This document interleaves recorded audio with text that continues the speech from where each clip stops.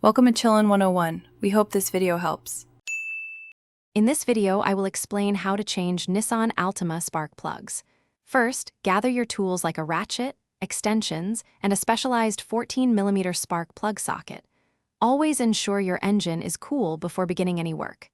Safety is paramount, so disconnect the battery's negative terminal. This simple method will save you time and money, making the process straightforward for anyone. We'll cover each step clearly. With your safety precautions in place, begin by disconnecting the negative battery terminal.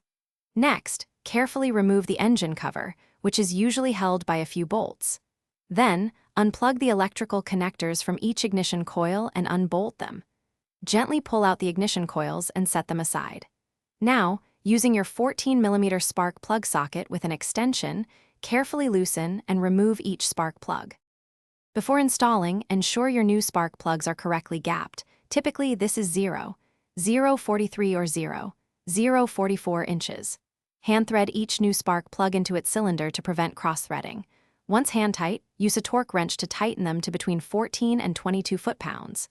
Next, reinsert the ignition coils, secure them with their bolts, and reconnect their electrical harnesses. Finally, replace the engine cover, ensuring all bolts are tightened. After reconnecting the battery, start your engine and listen for a smooth idle. Take a short test drive to confirm everything feels right and there are no warning lights. You've successfully replaced your spark plugs. Before you go, remember to check the description below for a link to the Owala water bottle and other fantastic deals we've found. Staying hydrated is always a good idea, especially after a job well done. We hope this guide empowers you to handle future maintenance with confidence. Drive safely. Thanks for watching. Consider subscribing if we helped you.